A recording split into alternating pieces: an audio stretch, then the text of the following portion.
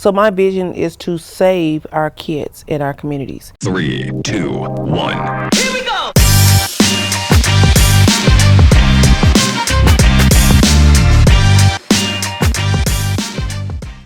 Not just in the Stop 6 area, which is where I'm very passionate for because it's where I originated and started out with, but to be pushing for safety all over America, starting with our small black and brown communities, not just limited to black and brown, but to all, but that's where the most problems are, in the black and brown communities.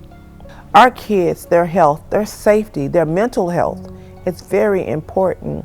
Of course, a lot of people say that it starts at home, but it starts in our communities because you got to have a home in order for it to start from. So we have to go back and help build up our homes so these children will understand what it's like to have a good home front, good foundation, so that when someone approaches them, they know what to look for and to say no and stop and don't yell and scream or tell somebody. So I created Safe in the Six to let people know that Stop 6 is not only a safe place to live, but a great place to raise your children and get a good education. The communities and the families that are in Stop 6, they are families. We're just not residents, we're just not neighbors. We are actually a loving and productive community that sticks together and work with one another. Popular to what other people might believe, we love our community and the people that's in it. So April the 26th, this will actually be our third annual Human Sex Trafficking and Mental Health Awareness Walk. We do this every year over in the Stop 6 area, and I say Stop 6 because a lot of people are not familiar with human sex trafficking. Most time when people hear about it, they think of kids being in cages, things like that. A lot of people don't know that there's several types of trafficking as it relates to human sex trafficking. There's labor, there's all types of coercion and fraud that deals with it. We have it where people are trying to get a job and they have sex so they could work, or a place to stay, or food to eat.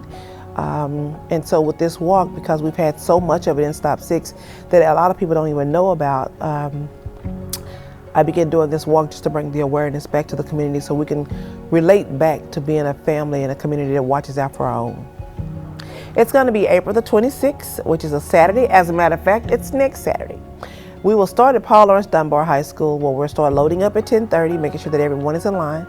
We will promptly pull out the parking lot at 11 a.m. We'll start on down, going west, down Ramey. We will not make any turns. We're going to end up at Eastover Park, right on the corner of Ramey and Pate. Why this park? Okay, so it was told that there was a young lady who had been trafficked, and they found her body here. She was 3 years old. 3 years old and had been sexual trafficked all the way from New York to Fort Worth, Texas, and they found her in the area of Stop 6, or at this park. There's also a lot of prostitution that goes on down at this park, and exchanging of money and drugs sometimes, as well as we found children down here that didn't have a place to stay, homelessness, and they're actually sleeping in this park.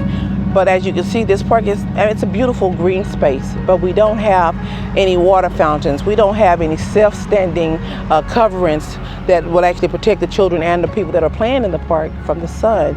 We don't have any standing restrooms and things like that. But we have this beautiful big park that the city said, oh, well, just be happy I have a park. But I want to bring attention to this park for the negative parts that goes on, so that we can get a better park and build up our community and our city. That is my goal, to make our community safe, healthy, and sustainable, so that our children have something to come back to. It's about generational wealth, mental health, as well as safety from any type of sexual exploitations that happens in our city and in our communities. This year we'll actually have Opal Lee participating with us. She'll actually be our spearheading, and she'll be the very top of the parade. A lot of people might not know who she is, and might do know who she is, but I can tell you that lady is very to be 99 years this year, she is a very vibrant and loving woman who has a heart and care for the community. So you can go up on the website, which is Safe in the Six. We're asking everyone to register. There are also t-shirts that are on sale for there, and as with everything, we're just asking for donations so we can support this and make it even bigger next year as we put this together again, because this is an annual thing, because it's something that's needed. There's over 80,000 children, most of them are being mailed right now, African American male young men that are in the sex trafficking situations. This is a large industry. They make over $1 billion a year in trafficking. And we would love to save all our children and all our families and all the women and men that are in it. But it takes help and support from people like you. For those who can't be on the front line, we are boots on the ground, stumping our way through human sex trafficking and mental health problems. Again, I would like to ask that it takes a lot of work. You have to have a heart for this. You have to be strong and be willing to fight and push through, and sometimes not have your emotions involved in it because of what you see, what you experience, and the knowledge that you receive while you're doing this. Be careful with the grooming that goes on. Parents, make sure you help your children to understand what it's like to be groomed for trafficking. Some of the traffic victims are actually being groomed by their own family members, which is really sad. There's a lot of demonic spirits that are floating, not just through Stop 6, not just through Fort Worth, but throughout families and communities and cities and countries. And we're gonna have to put a stop to this, and it starts with you. You can make a difference. Again, you can donate at Safe in the Six. That's all spelled out, no acronyms. We are a registered 501c3 nonprofit organization that's looking for support from people like you. Thank you.